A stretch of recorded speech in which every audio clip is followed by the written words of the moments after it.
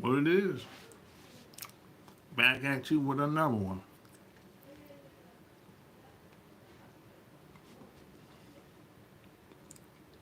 It's official. Like a referee with a whistle. Yes, sir.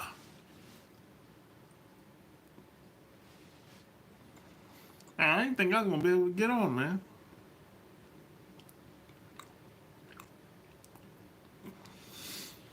Something was going on. I don't know. I was being blocked. That's all. I don't know why, but something was going on, man. Good old YouTube.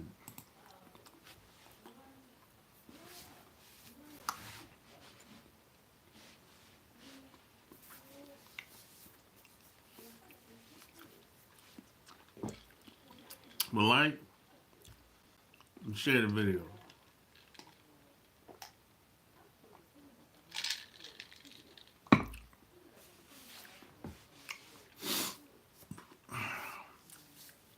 If you're watching the replay,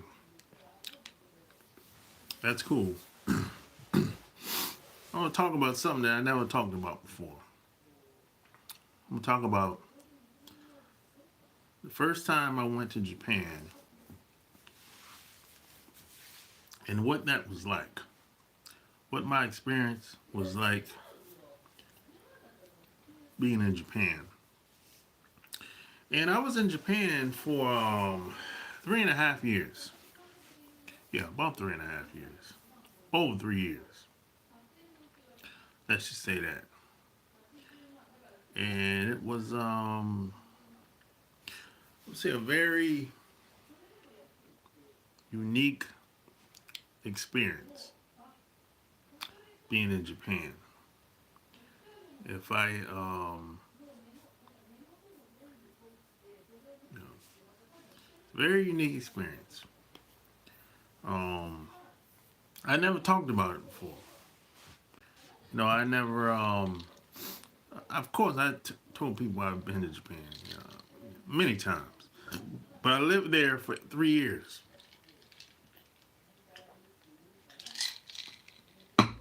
3 years in Japan.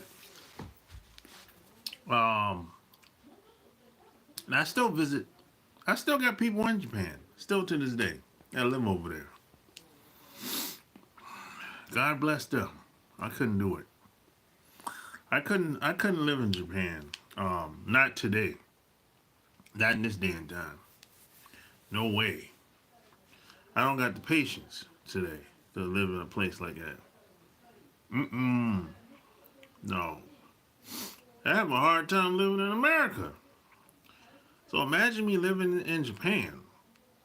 You going from one hell to the next. Basically. I'm serious. You're in a place where it's like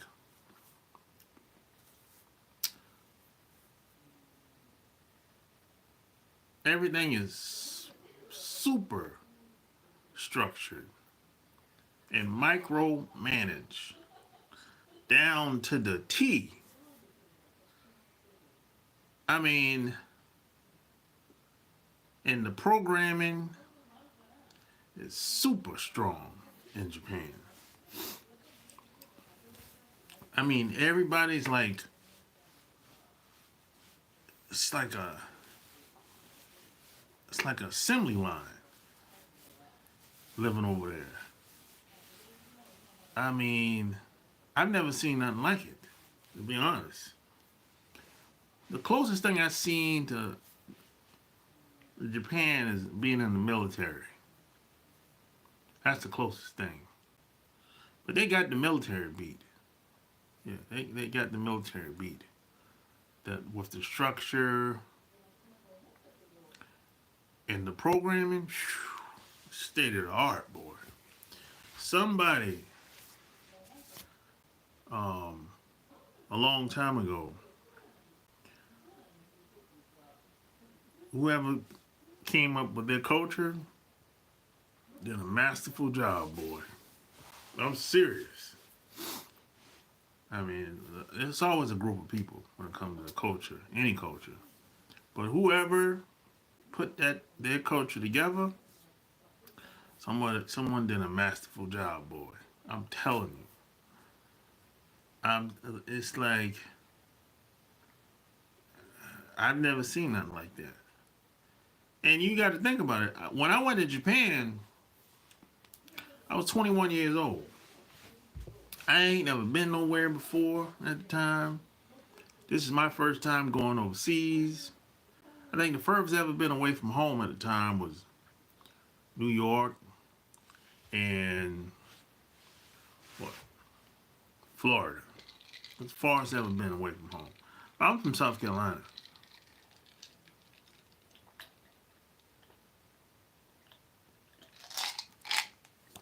So it was a culture shock for somebody like me. You know what I'm saying? It's a culture shock, man. It's a very difficult place to live for somebody like me. Cause where I'm from, it's the opposite of Japan. It's the opposite. That's why it was so tough for me to adapt. And plus, I was young at the time. I was young, full of energy, and all that good stuff. And I'm being taken advantage of because I'm a foreigner and because I'm a young man and I don't know no better. I don't know the language, don't understand the language. I ain't ever been, I don't know anything about Japan at the time. I didn't even know what Japan was at on the map, let alone the location. You know, I mean, when I got off, I think when I got on the plane, even before I got on the plane to go to Japan, I was kind of like shook. Like, I'm going to Japan in 2 weeks? Because, I went home for 2 weeks, spent some time with my parents, my grandparents, well, my grandmother, my grandfather, he was died a long time ago. Yeah, so, and sisters and brothers, because I knew I was going to be gone for a long time. I knew I was going to be gone for at least 2 years before I was able to see my immediate family again, and which turned out to be true. I left for 2 years, then, and I came, and I couldn't. I was gone for 2 years, before I was able to come back stateside. It smashed the like button, and when I first got off the plane in Japan, I was like, I couldn't believe I was there. I couldn't believe it. I just couldn't believe I was there. I couldn't believe I was in Japan when I got there. I thought it felt like I was in a fucking movie or some shit like that. This is just my thoughts at the time. I was like, this fucking either a nightmare or a movie that I'm in right now. I can't believe I'm 1,500 miles, I think it's like 1,500 miles away from where I'm from in South Carolina. I'm like, oh shit. And we landed on the Air Force base. We landed on the Air Force base. This is my first flight to Japan. And I had to wait for a van to come pick me up. I had to wait for, man, it was like 3 hours for the van to come pick me up. Me and 4 other guys. 4 other guys. G-Star in the house from Australia, from down under. Yeah, so it was 4 guys that was along with me in the van. and we were going to the base at the time. There's a military base at the time. And the military base was 4.5 hours away. At least that's what they told us. That's how long it was going to take for us to get to our destination, right? So I'm like, damn.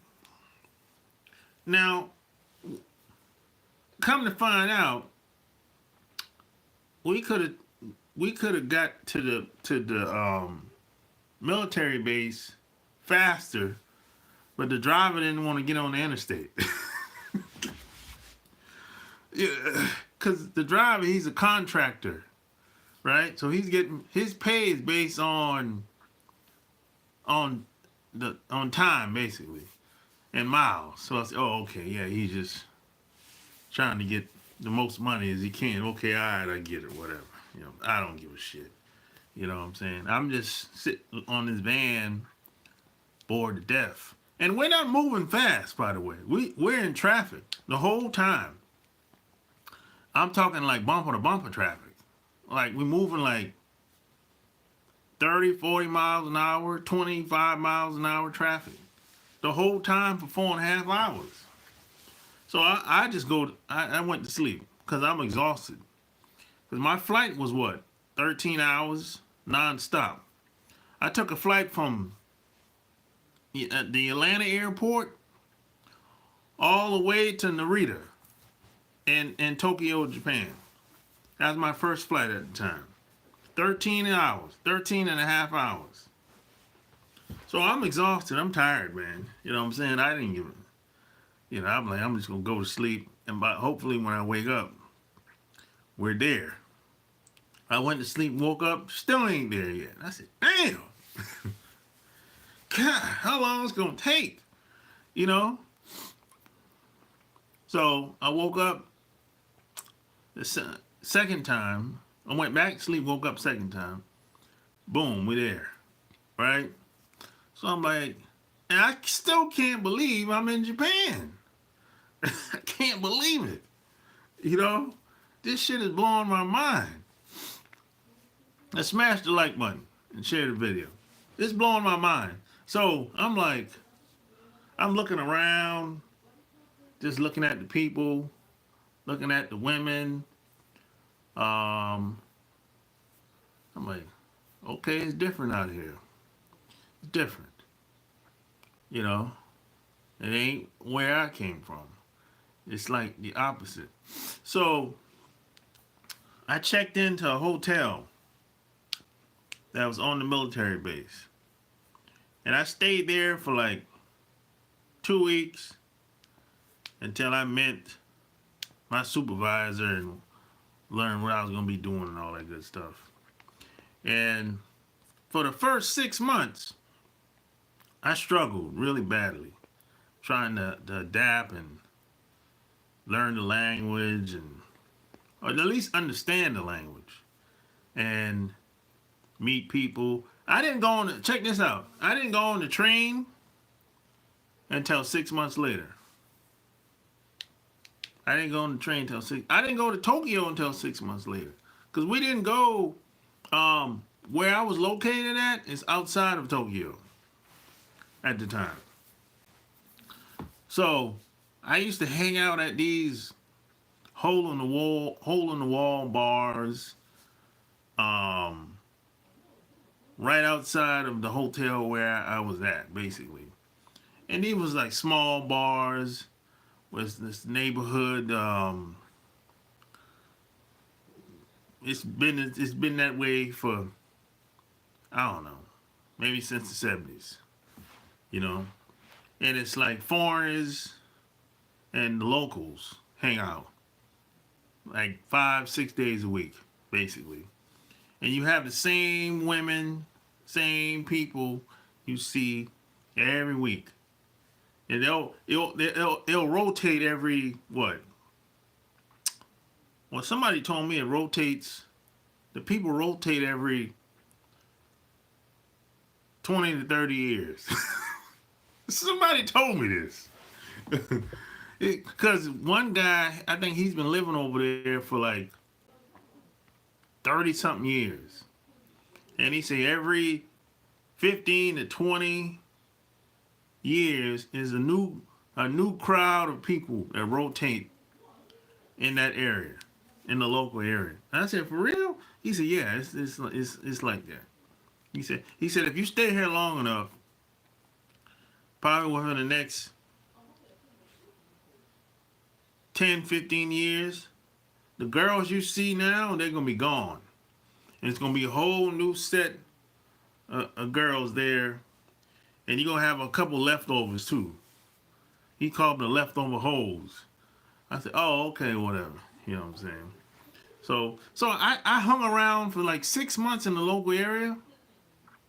And I got bored real quick of that shit. I was like, yo, Tokyo got to be better than this. This ain't it. You know, this ain't it, man. You know, this ain't it, man. I'm gonna just get on the train, and I'm gonna go to Tokyo, and it's just whatever. And P.S. and by the way, I never got on the train before. Didn't know how to pay. Didn't know how much it costs. I didn't know shit. I didn't know what line to get on. This is my first time getting on any train in my life. Well, no, I got on the train in Chicago. But this is my first time getting on a train outside of America, basically, you know.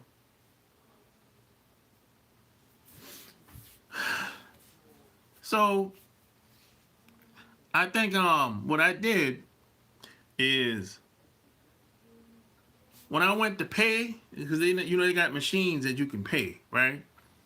You put in your dollars or your coin or whatever you got, basically. You know what I'm saying? But you had to buy did you have to buy a pass? No, you had to buy a pass. No. And you just put your yen in the machine, and then it spit out a ticket, right? So I didn't know how to do this shit. So what happened is there was a girl right beside me. So I asked her, hey, how you do this? And she spoke English. I'm like, God damn it, boy, it's going right. She spoke English at the time. I said, God damn. It's already starting off right, man. I'm in business, man. You know what I'm saying? I'm in business. I'm in business, man. So she showed me how to do it. I got the ticket, got on the train, and I'm by myself, by the way. There's nobody else with me. It's just me. So I'm going. I went to where Shinagawa. Went to Shinagawa, Tokyo, Japan, for the first time. And I got off the train. I'm just walking around, and it was a straight shot. Straight shot. I didn't have to get off and go on another train line, none of that. So I got off the train, walked outside the big city, and I'm walking around. I don't know what the hell I'm going at, basically. And I realized that in Japan, nobody told me this until after the fact. In Japan, it's like you're not supposed to talk to nobody on the streets. Like, you know, if you see a girl, like, walking, you say, hi, how you doing, whatever. That's how we do in America, right? You're not supposed to do that in Japan. I'm like, what? Where you supposed to meet the girl at? Oh, you meet them inside. Well, I saw her outside. He said, well, that's how it is over here. I said, oh, God. Now this is getting even worse now. I'm like, well, that's when I was like, okay, that makes sense. Because when I was at the local spots, walking around, almost nobody would say anything to me. Unless I would ask them for directions. But if I tried to talk to them, like have a conversation, they would just walk off. So I'm like, oh shit. You know, this is antisocial like a motherfucker over there. You know, this is this is not, you know. So, you know, that I pretty much kept walking around until I found a shopping center, and I just basically looked around and got back on the train and went back where I came from. And that was my first experience. And then I went back and told my buddy about it, and he was like, "Yo, I'm gonna show you. I'm gonna take you to Tokyo. I'm gonna show you where to go. I'm gonna show you around." And that's when he started taking me to this club called Vietti's, where it's like a high-end club called Vietti's, where everybody that's been in Japan for an extended time or maybe visited there, they heard of Vietti's. It's a high-end club that used to be in Tokyo. It's not open no more, but it's still there. We had a good time there, man. That used to be my spot. Now in Vietti's, that's where a lot of the rappers and singers used to come at. They used to perform there, and they used to hang out there sometimes before and sometimes after the show. So, as a matter of fact, I saw Kid Capri. The world famous Kid Capri, the DJ up in there one night. And I saw Kid Capri at another spot while he was performing one night. So you had a lot of rappers, a lot of entertainers that would come to Japan, and all of them, almost all of them, would go to that club, Vietti's. You know, everybody was up in there. Any type of person, all the hustlers, all the, whatever. It's all kinds of different people will be up in there. You know, I went to that spot probably at least once a week for about 2 years straight. Like 2 years straight, man. You know? Met some cool, super cool people. You know? But it didn't start off that way. It started off, it was tough. But see, Japan is one of those places where it pays to know people. Your experience is going to be dependent on the people that you know. Because Japan is not a foreign friendly place. It's hard to learn your way around or find places by just using some like GPS. No, GPS, that ain't that type of party, you know. Oh, we got a troll. Surprise. I talk about how you touch little, you bitch ass. No, only a degenerate weirdo would do something with little kids. You bitch ass. I touched your mama last night. Yeah, that's what it is. Your mama told me your mama couldn't keep her hands off me. Yeah, I don't need I touch your mama. She well above age. What is this, surprise chicken? Yeah, you bitch ass. I love trolls. But anyways, once I got to know people in Japan, and everything kind of started to take off. I started having much better experience, and I made the best of it. I can't say necessarily I liked it being like living there, but I just made the best of it. Everything I do, I try to make the best of it, regardless of how I feel at any given time.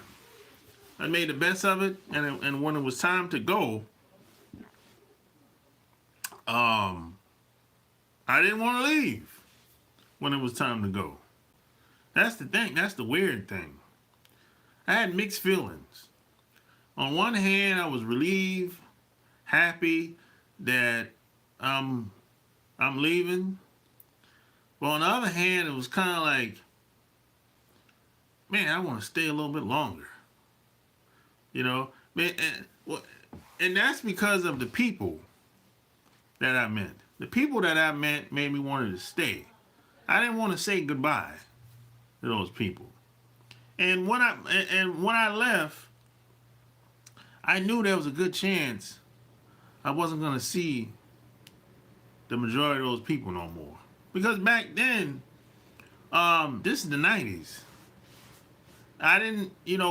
We couldn't communicate like we communicate now. There was no social media. And I didn't really, and the only phone I had was in Japan. So when I left, I turned that phone off. And when I got here in America, I didn't have no phone. Now, and I didn't even think to get nobody's phone numbers like that at the time. No, I didn't even think about that shit. Well, I might have got one phone number. But I just thought that I would never go back to Japan after I left. But the funny thing is, since I left for Japan, I've been back how many times? 1, 2, 3, 4. I've been back 4 times since I left. Yeah, so I left Japan, it was 2000. And I've been back 4 times since that time. Now, before I left, I didn't think I was going to ever go back. That's why I didn't get nobody's phone numbers like that. But the good news is I managed to reconnect with a lot of people over the years because of Facebook and YouTube. Surprisingly, because of Facebook and YouTube.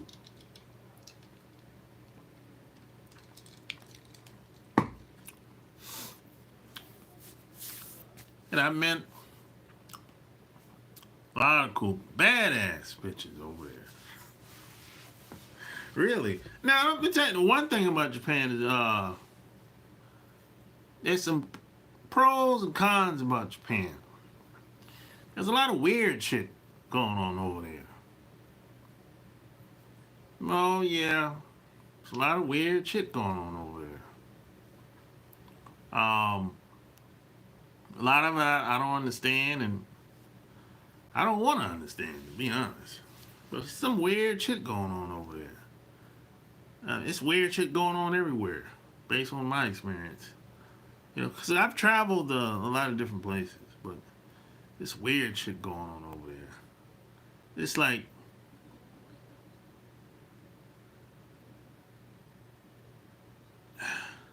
where I'm from a place where people congregate. We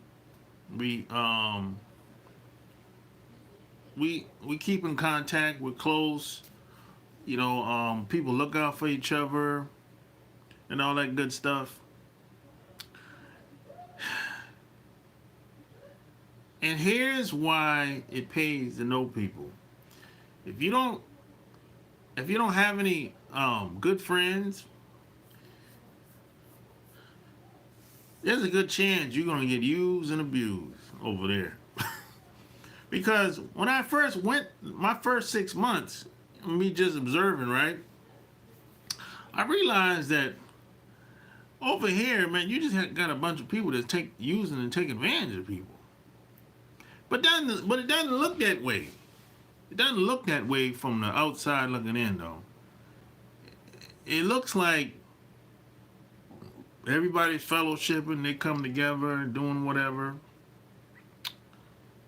But it ain't really like that. You just have people come together to eat food and drink. That ain't really productive. And I'm not saying everybody's doing this, by the way, but there's I met a lot of people that were doing this type of shit. It ain't, and before I went to Japan, there was like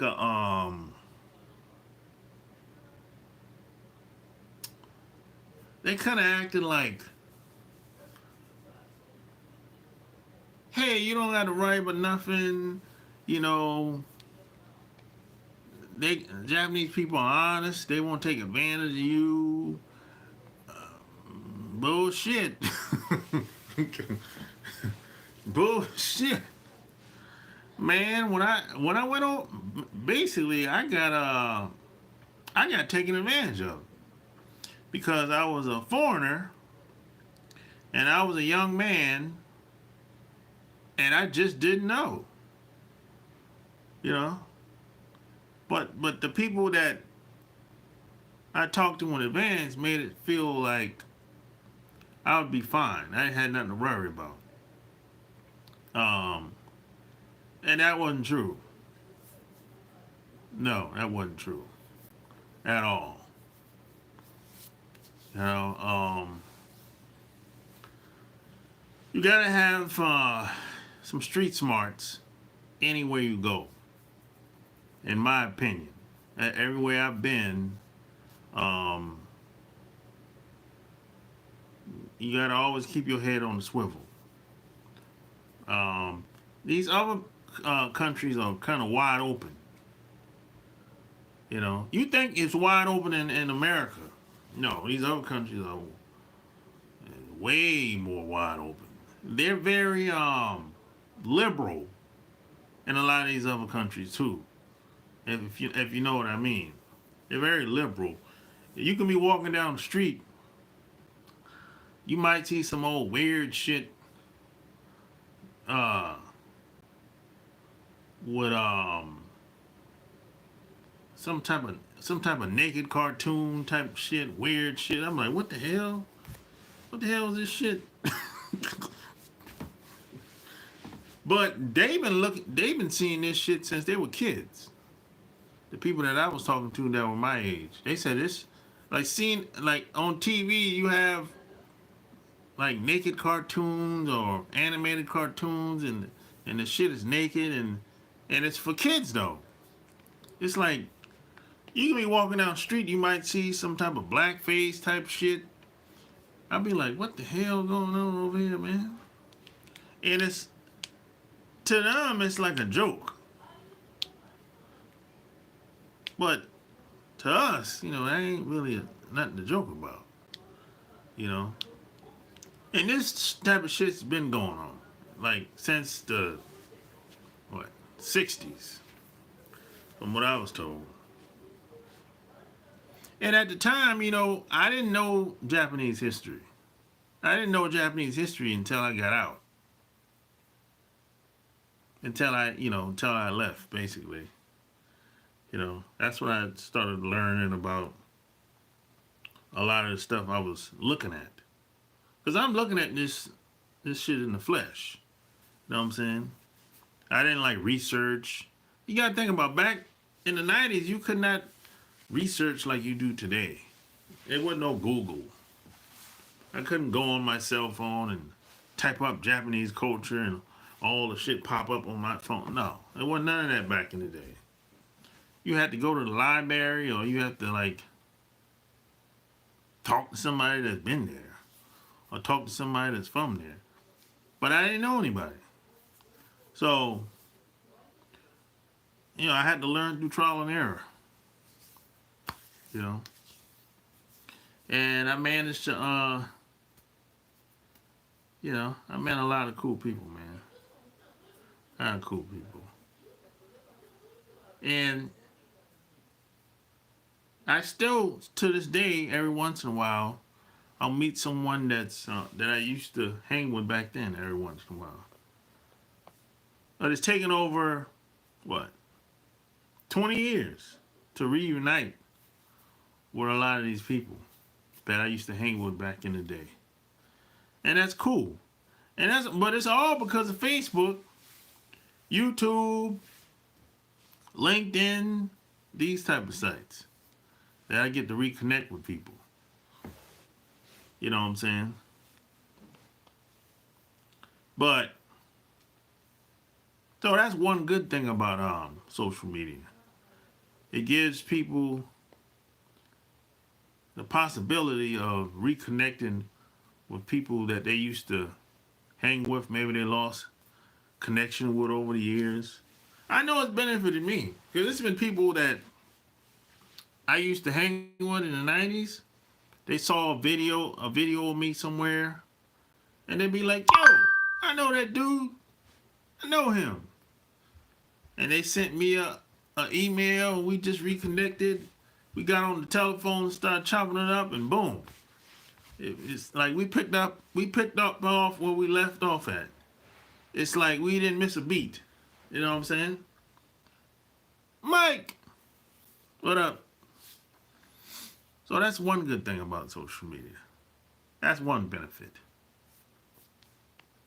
You can connect with people worldwide. The possibilities are endless. Possibilities are endless, man. There's no limit when it comes to where you want to meet someone at today.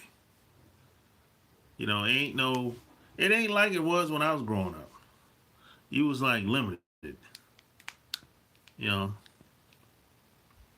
Troll not responding after this. Well, that troll, yeah, I like them. I love trolls. He don't got nothing to say because he can't respond to what I'm talking about because he haven't had the experience. Yeah, trolls. He probably a paid troll too, which the paid trolls are the worst because they don't. Paid trolls. You know how miserable you got to be a paid troll. Oh, he probably lost his internet. Yeah. He can't pay his bills to keep the internet on. You know how miserable you got to be a troll, a paid troll like that. You got to be a miserable son of a bitch, boy. You get paid to do this. I hope you get paid a lot of money. I hope you get paid a lot of money to be trolling on the internet. I met a girl last year, and she told me she has an agency, right? And she said these companies pay her basically to monitor everything that we do online, on Facebook, Instagram, whatever, and to keep up with the latest trends. She said these companies pay her millions of dollars to do this. And it's some of it is certain people are selected for certain people to follow. It might be 10 trolls to this one person. It might be 5 trolls to this one person. Might be 20 trolls to this one person. It's certain people. She said they pay her millions of dollars to do this. Just to sit there and observe and watch and listen. I said, really? She said, yeah. They just want to hear. So I said, hey, why you be following me? She said, I don't know. They just, I guess intrigued about you. I said, I just be talking about women and travel. That's it. I'm talking about women and traveling. That's all I'm talking about. Well, there's nothing fascinating about me at all. I'm talking about having fun, hanging with women, and traveling. That's it. It's nothing. It's nothing fascinating about that. It's nothing unique about that, really. Well, maybe kind of unique, but it ain't. To me, it's not a big deal. You know, I'm not making millions of dollars. Hey, that's fascinating to me. I'm not making millions of dollars yet. So hey, you know. But hey, make your money, girl. That's all. That's the last thing I said to her, and I got up and leave. You know. G Star in the house from down under Australia.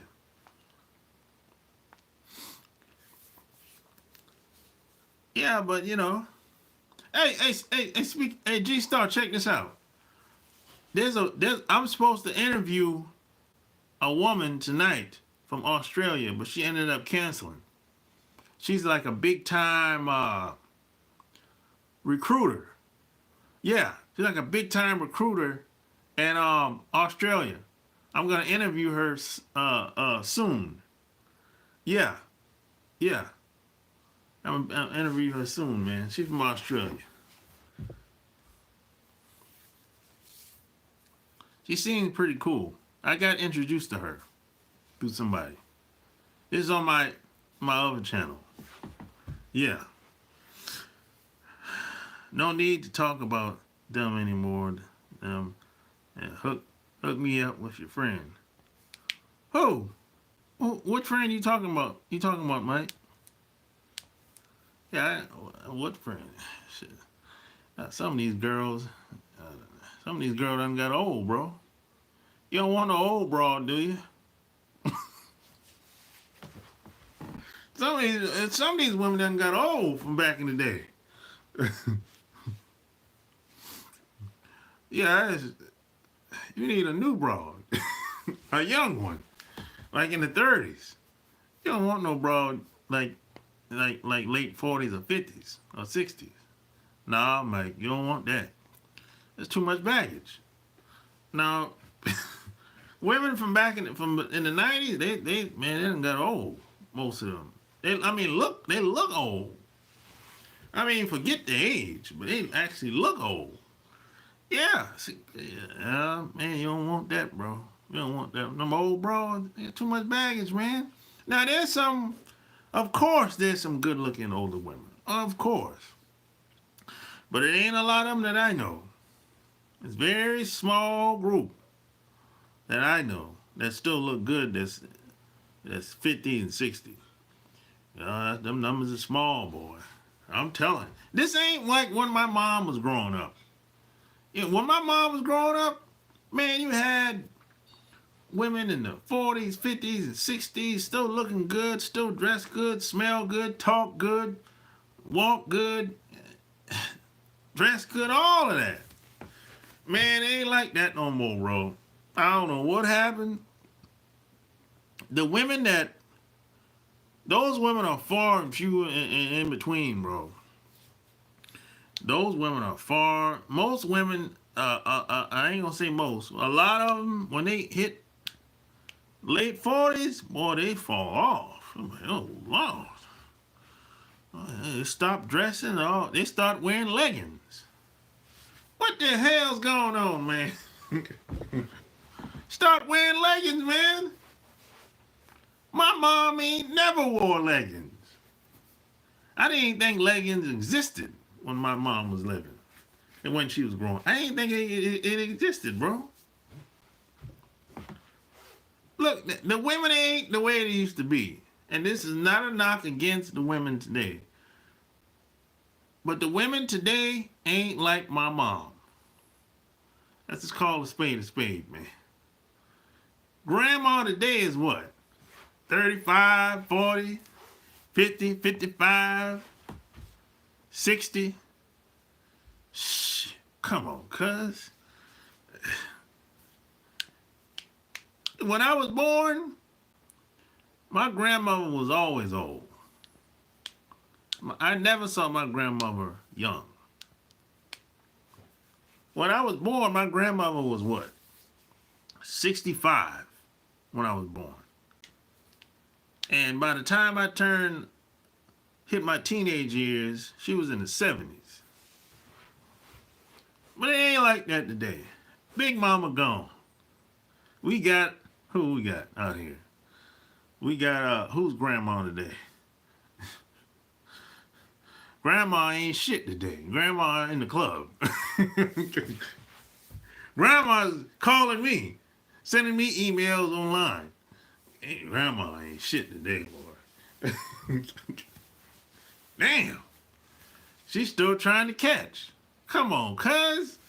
Come on, man. This ain't the business, man. Grandma's looking at me saying, hey, you look important. You smell good. You look good, young man. If I was 15 years younger, maybe we can talk and do something. That's what Grandma was talking about today. Grandma didn't talk like that when I was growing up. Grandma wasn't looking at a man like me like that. Yeah, Grandma stripping. Exactly, Mike. You got it. Come on, man. What are you talking about?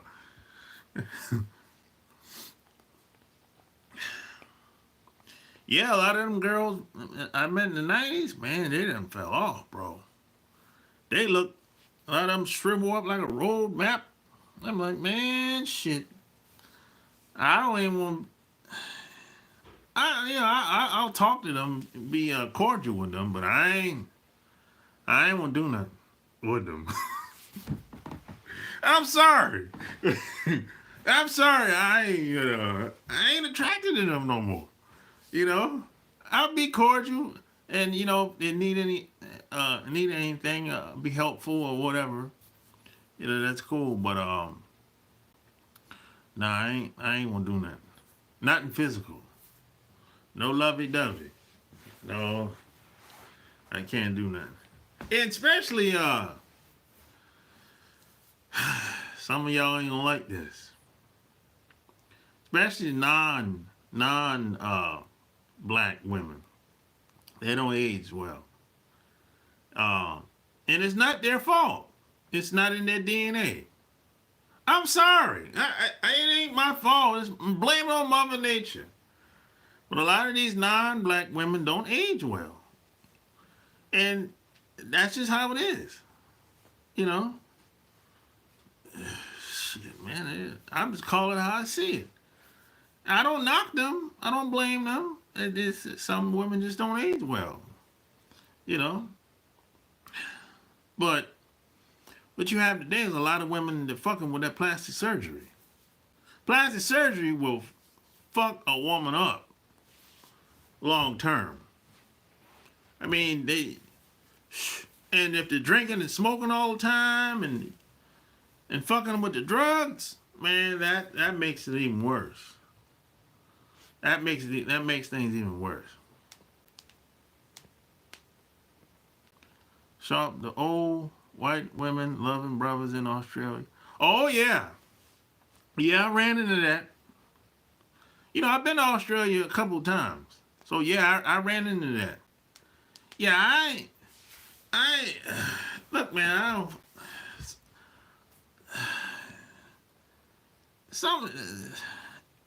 I don't go past even back, I was in my 20s back then. But I'm in my 20s. Back when I was 21, I didn't go past the age of 40. I didn't go past the age of 40 when I was 21. Now today, I wouldn't go past. Whew, I'm talking, this ain't nothing serious. This is just a G thing. This is just, I meet you, I'm getting to know you, it ain't never gonna be nothing serious. This is just having a good time. I wouldn't go past 55. Now, if I do go past 55, let's say she's 60. Boy, she got She gotta be a bad 60. Boy, she gotta be gorgeous for me to be me to mess with a 60-year-old. She gotta be like better than most 60-year-olds. Just looks and a hell of personality. Now, if she got too much baggage and she act like she's 60-year-old, 60 and 55, and she act like she 35. Oh no, bitch, you got to go. You ain't gonna be giving me no damn headache now, no old woman. No, I don't play that. See, a lot of older women think the older they get, they have more value. That gives them more stock in the game, so to speak. No, I don't work like that. No, no, no. One thing about these guys that's in these other countries, or from other cultures, I should say, when a woman get older, they kind of like they throw that bitch to the side. They're like, oh, fuck out of here. This is based on my observation. Now, where I'm from, we don't necessarily. Every woman has. Older women have value. They can have value. You can still use an older woman, but you can't have no kids with her. That it is what it is. You know what I'm saying? But I don't say she ain't valuable just because she's older. She's just an older woman, and she don't have her youth no more. She can't compete with the younger girl. We know that. We understand that. But I don't throw her to the side. See, these other guys, they throw a bitch to the side. Fuck you, you old bat. These other guys are kind of raw, And I'm not saying that's wrong. I'm just saying I didn't grow up seeing it that way. That's all I'm saying. It's not a right or wrong thing. That's all I'm saying.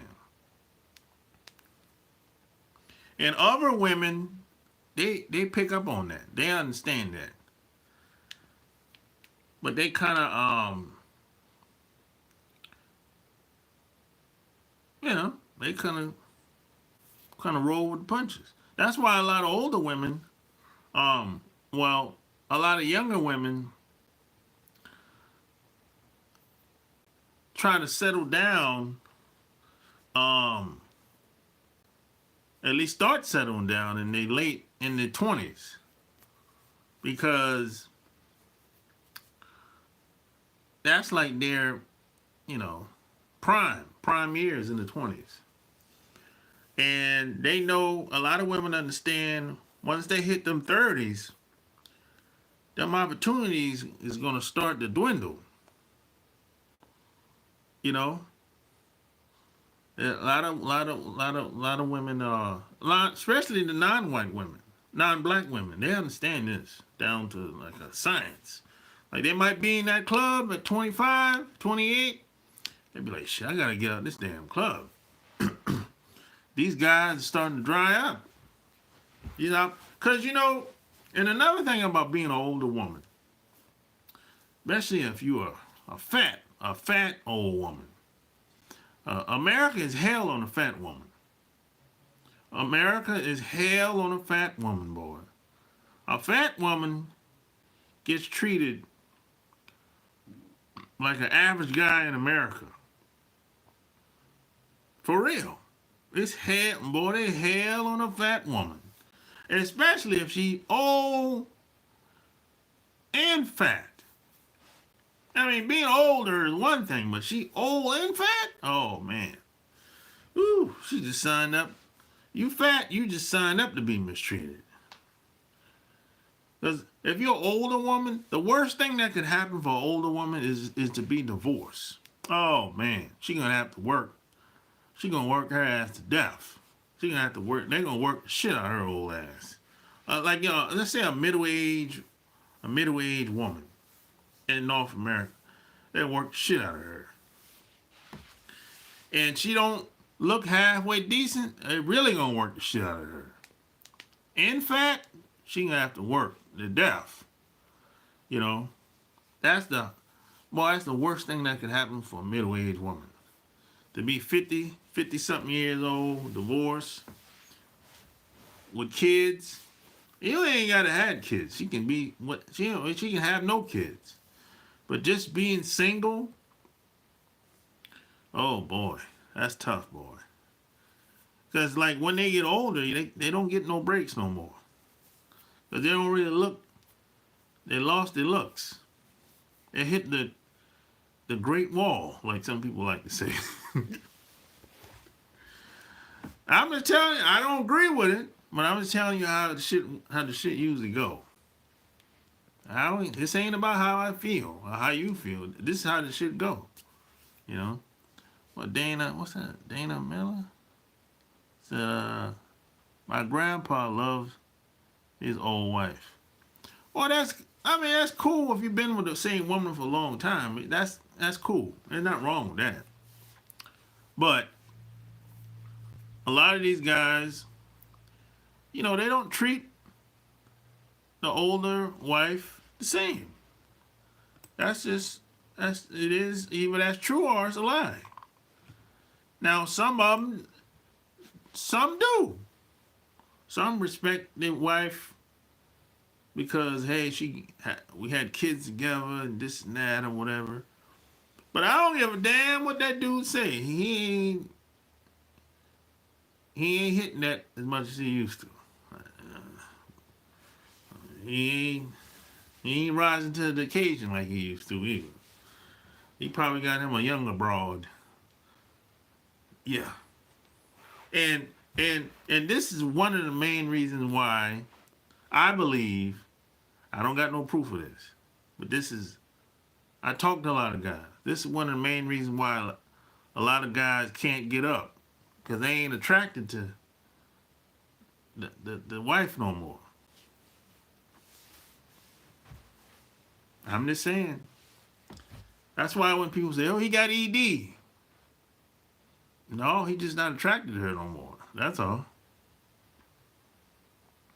That's why a lot of these guys overseas, and like Japan, for example, when the wife get older, they have a mistress on the side. They have a mistress. And they don't touch the wife very much, if at all, when she gets like her later years, like late 30s and 40s. That's why they got love hotels over there. Love hotels over there. They're everywhere. I'm just saying. And in Japan, when a girl hits 30, she's old. In Japan, when she hit 30, she old. And a lot of them start getting sick and popping pills and all kind of shit. You got to be careful. A lot of these other groups of women. Especially if they're in the eastern part of the world.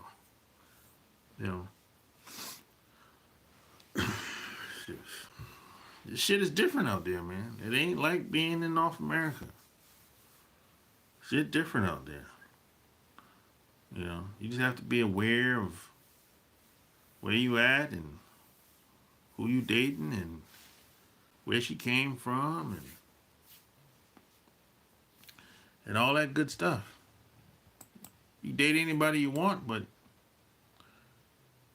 just be aware of who you're dating. There's pros and cons,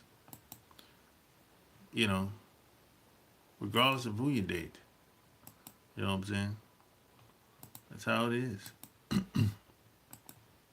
That's not my opinion. That's just how it is. But I I'd say overall, my experience in Japan, it was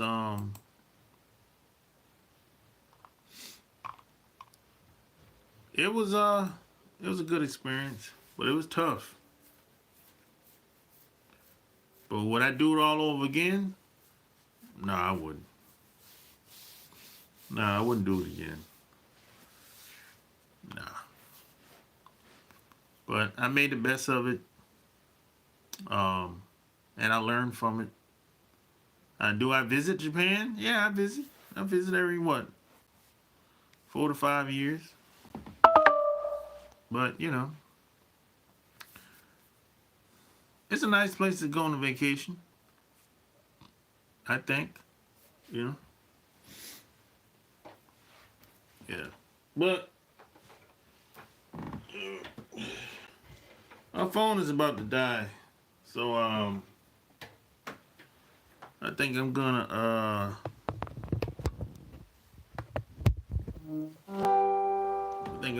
I'm gonna sign off and I go eat some food and call it for the rest of the night. And P.S. and by the way, don't forget to check out my Patreon. Just click the link below, and don't forget to check out my book, which is right behind me, Boss Life Secrets. Don't forget to check it out, man. Leave me a review on Amazon. You know, I'm gonna try to bring another guest on next week. You know, so share this episode. Till next time, I'm out. Peace.